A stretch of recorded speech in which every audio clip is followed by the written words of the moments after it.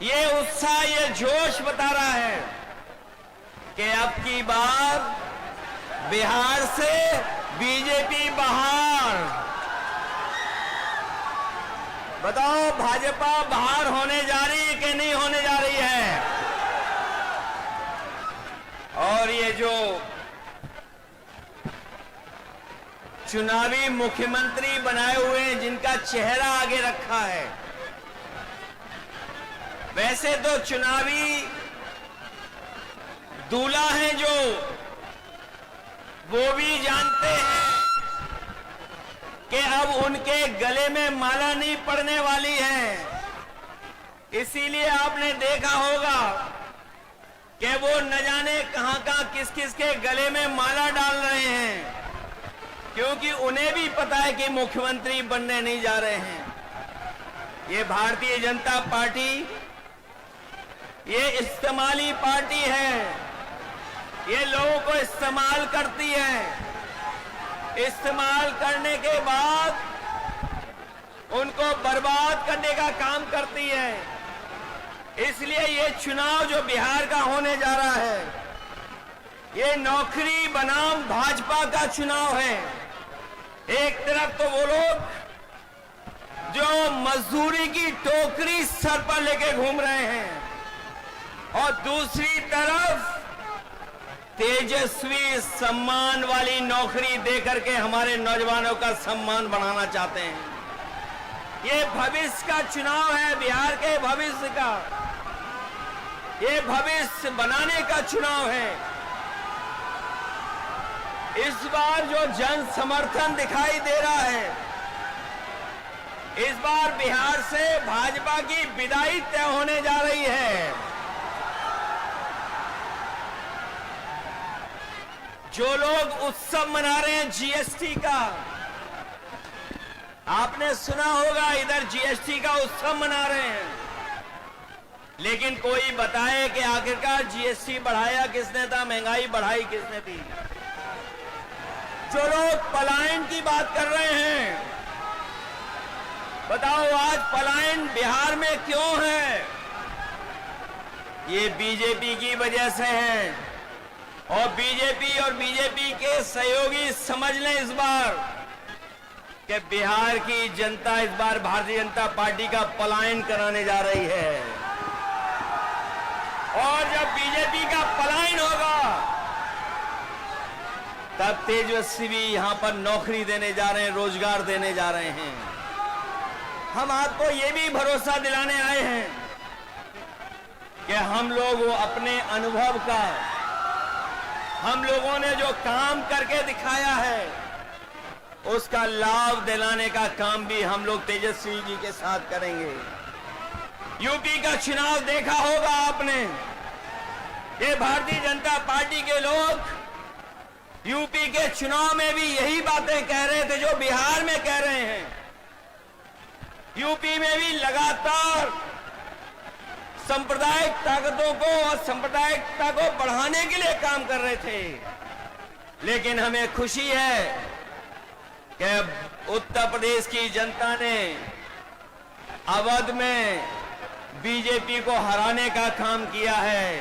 और मुझे जो जन समर्थन दिखाई दे रहा है, इस बार मगध में भी हार होने जा रही है। अवध में हराया हमने, अवध में हराया यूपी ने, बिहार मगध में हराएगा बीजेपी को। जो लोग कहते हैं, जो लोग सपने दिखाते हैं, जो लोग हमें सपने दिखा रहे थे कि अमेरिका के राष्ट्रपति ट्रंप हमारे मित्र हैं, लेकिन मित्र हमारे लगातार पाबंदियां लगा रहे हैं हमारे आपके ऊपर। न केवल पाबंदियां लगा रहे हैं, बल्कि हमारे कारोबार को भी रोकने का काम कर रहे हैं। जो अमेरिका ताकतवर देश था, जिससे मित्रता का सहारा बनाते थे, लेकिन आज वो भी हमारे खिलाफ खड़ा है। केवल अमेरिका नहीं, बल्कि दुनिया के तमाम देश जो हमारे मित्र देश थे आज हमारे खिलाफ खड़े हैं। कोई हमारा सहयोग मदद करने नहीं आ रहा है। आज जो डीजल पेट्रोल महंगा है, बताओ उसका जिम्मेदार कौन है? जो लोग कहते थे डॉलर नीचे जा रहा है, डॉलर लुढ़क रहा है, बताओ हमारे मिथिला के धरती के रहने वाले लोग, बताओ मिथिलांचल के हमारे बुजुर्ग नौजवान, यही बीजेपी के लोग कहते थे कि डॉलर नीचे आ रहा है, महंगाई ऊपर बढ़ रही है। बताओ आज डॉलर कहां पहुंच गया है? जमीन पर हमारे रुपया को पहुंचा दिया कि नहीं पहुंचा दिया?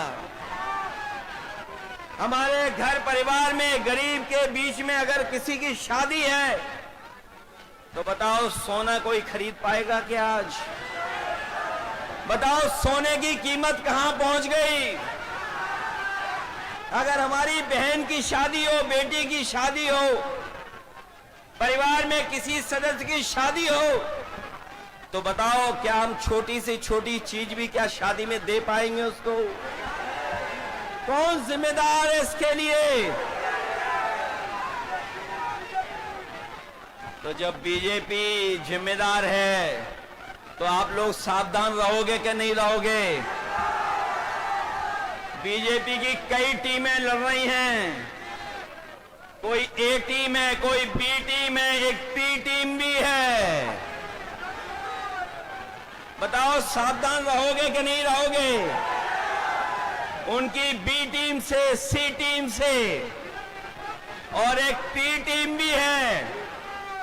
बताओ बीजेपी और पीकेपी को सबक सिखाओगे कि नहीं सिखाओगे?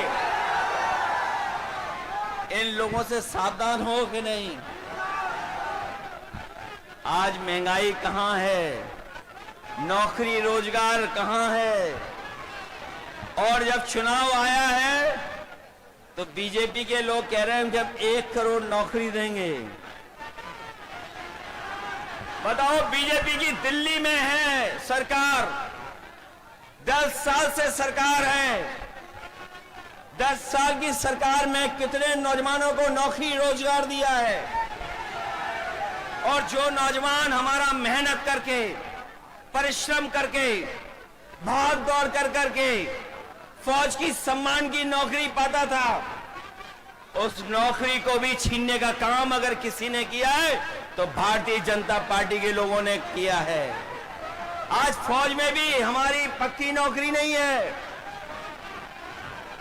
ये जो अग्निवीर की व्यवस्था है, हम तेजस्वी जी जितने भी लोग हैं कभी ये स्वीकार नहीं कर सकते हैं कि आधी अधूरी फौज की नौकरी हो।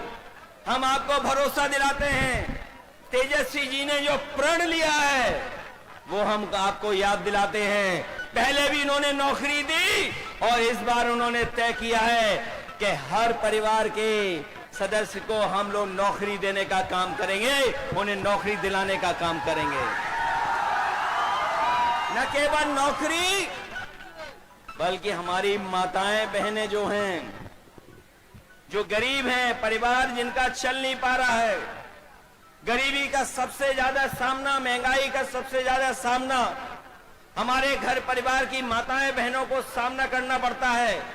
इसलिए हमें खुशी है इस बात की कि तेजस्वी जी ने तय किया है कि महागठबंधन की सरकार बनेगी तो उनको हम लोग 2500 रुपया महीना देने का काम करेंगे। न केवल 2500 बल्कि हमारी जीविका के वाले लोग हैं जो दिन रात प्रयास मेहनत करते हैं, सरकारी योजनाओं को पहुंचाने का काम करते हैं, उनको भी लाभ देने का काम करेंगे और उनको 30,000 रुपया महीना दिलाने का काम करेंगे। यही नहीं, मुझे याद है उत्तर प्रदेश में हम लोगों ने बिजली के कारखाने लगाए थे और उसका परिणाम ये हुआ कि बिजली मिलने लगी, 24 घंटे भी बिजली मिलने लगी। यहां पर हमें बधाई देना चाहते हैं महागठबंधन को। उन्होंने तय किया है कि 200 यूनिट फ्री बिजली उपलब्ध कराने का काम करेंगे गरीब परिवारों को। और ये जो गैस सिलेंडर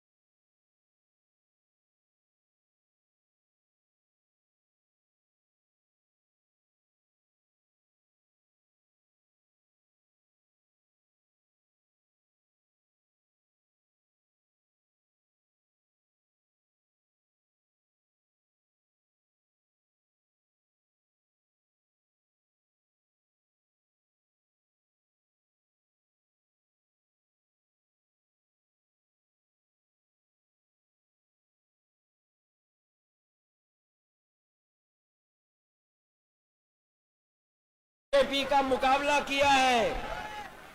यहां पे भी आप सब लोग एकजुटता दिखाना, एक साथ होकर के मुकाबला करोगे,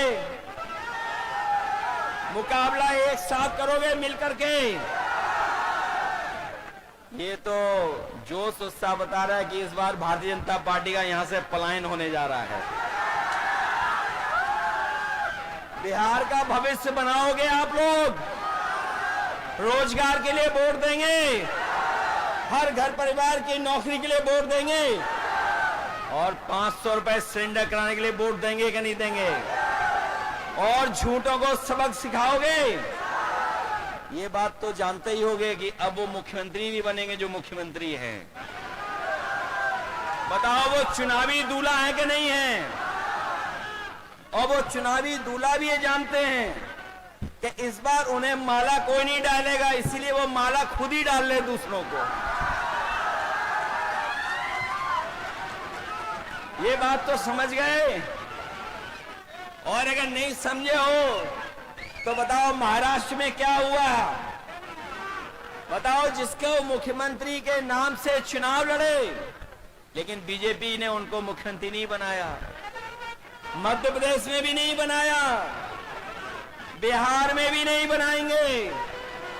इसलिए महागठबंधन के लोगों, हम आपसे अपील करना चाहते हैं कि इस चुनाव को अपना चुनाव समझना, अपने भविष्य का चुनाव समझना, अपने नौजवानों की तरक्की और खुशहाली का चुनाव समझना, और इस देश को बनाने के लिए चुनाव समझना। क्योंकि बिहार का परिणाम ही दिल्ली की सरकार को हिला देगा, सरकार नहीं चलने वाली। बताओ, बिहार से हारने के बाद दिल्ली की सरकार कैसे चलेगी, बताओ। इसलिए बिहार के लोग न केवल यूपी का भविष्य बनाएंगे, बिहार का भविष्य बनाएंगे, बल्कि देश का भी भविष्य बनाने का काम करेंगे। इसलिए नया अध्याय लिखिए और अपनी सरकार बनवाइए, अपनी सरकार बनाइए। कभी सांप्रदायिकता ने मुकाबला नहीं किया, सांप्रदायिकता ने कभी यहां पर जीतने का काम नहीं किया है।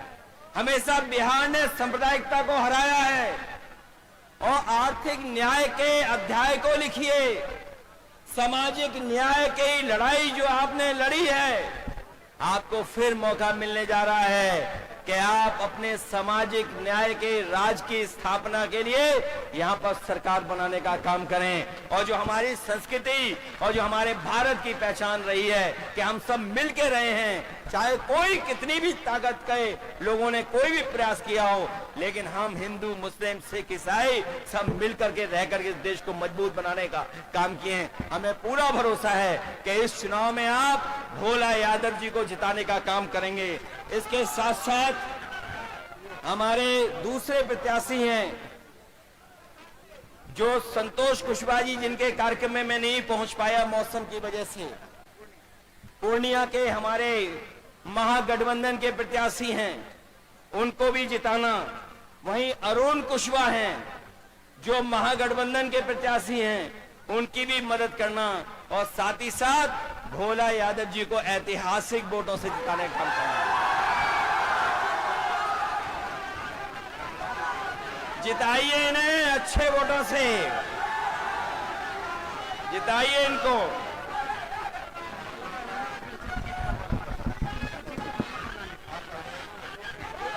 एक बार तालियां बजाकर स्वागत करिए आदरणीय अखिलेश यादव जी का, जोरदार स्वागत। उठाओ दोनों हाथ नौजवानों और भारत के भविष्य आदरणीय अखिलेश यादव जी का तालियां बजाकर स्वागत करें। महागठबंधन के सीनियर नेता, पीडीए के नायक आदरणीय अखिलेश यादव जी का स्वागत करिए तालियां बजा करके। बजाइए जोरदार ताली। अखिलेश यादव, तेजस्वी यादव, अखिलेश यादव, तेजस्वी यादव।